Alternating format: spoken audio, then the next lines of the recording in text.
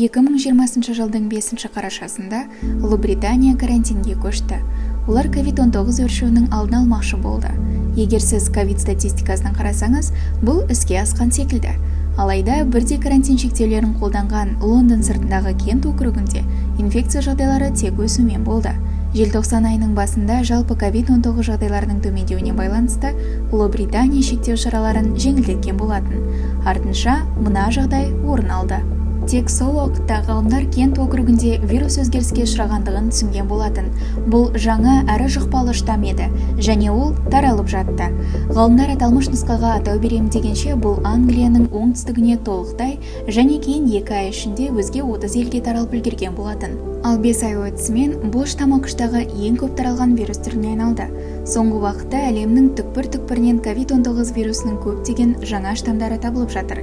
Ендеше, олар неге тек қазір ғана пайда болды, және пандемияға деген қандай әсері бар? Вирустар өте қарапайым. Ол негізінде жай ғана ДНК немесе РНК сияқты генетикалық материалды қоршап тұратын ақуыз қабығы. Ал генетикалық материал мына әріптер сияқты тізілген молекулалардан тұрады. Бұл көрсетілген кодтың әр бөлігі вирусты жұмыс істететін нақты бір ақуызды жасауға арналған нұсқаулықты қамтиды. Вирустың бір ғана мақсаты бар, ол көбею. Бірақ вирустар өте қарапайым болғандықтан, бұны өз бетімен іске асыра алмайды, сондықтан ол сізді қолданады. Адам вирус жұқтырған кезде әрқашан вирус сіздің жасушаларыңызды пайдалану арқылы өзінің көшірмелерін жасайды. Атап өткен кодты тағы да өндіреді. Бірақ түбінде олар қателеседі. Кейде бір әріпті өшіріп алады, кейде артық қосып қояды, кейде әріптер орындарымен ауысып кетеді. Бұл қателіктер мутация деп аталады, және бұл вирус жасауға арналған нұсқалықты сәл өзгертеді. Жаңағы сәл өзгертілген вирус штамм деп аталады. Вирустар үнемі көшірме жасау процесінде болғандықтан, олар үшін уақыт өте келе өзгеру қалыпты жағдай.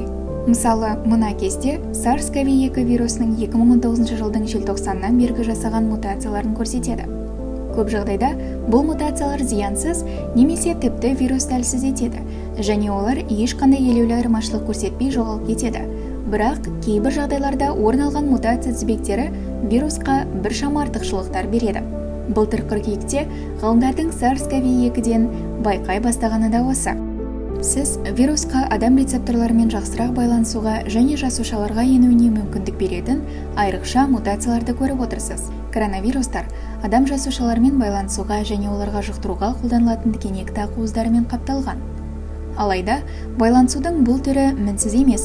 Сондықтан вирустар жасуша қорғанысынан әрқашан өте бермейді. Бірақ қазіргі таңда альфа ретінде танымал B117 штаммының тікенек ақуызында бірнеше мутациялар бар. Олар вирустың жасушалармен байланысуын жеңілдететін және вирусты аса жұқпалы болуына көмектесетін мутациялар. Және де бұл вирусты әлемнің көптеген аймақтарында доминантты штамға айналуына келіп соқты. Алайда, егер SARS-CoV-2 барлық уақытта мутацияға ұшыраған болса, неліктен бүгінгі таңдағы альфа секілді штамм кенеттен өте жаман болып көрінеді? Есте сақтаған жөн, вирустар ешқандай белсенді шешімдер қабылдамайды, немесе жасуша ішіне енгенде стратегия құрамайды. Мутациялар кездейсоқ қателіктер. Бірақ қаншалықты вирус ұзағырақ тұрақтаса және көп адамға жұқса, соншалықты көп өзгеретін болады.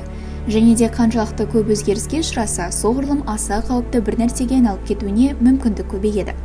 ДДСО арқылы алаңдауды қажет ететін нұсқалары атанған барлық 4 штаммында тікенек ақуыздар мутацияға ұшыраған. Бұл тізімге ең соңғы қосылған дельта штаммы еселенген мутант деп аталады.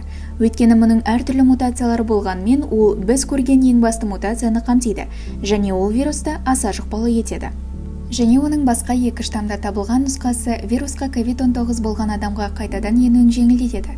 Бұл дегеніміз, осы аталмыш 2 мутация біздің табиғи иммундық жауаптан құтылу үшін орын алған болуы мүмкін. Бақытымызға орай, біздің вакцинадан алатын иммундық жауабымыз табиғи иммундық жүйеміздің әліне қарағанда күштірек.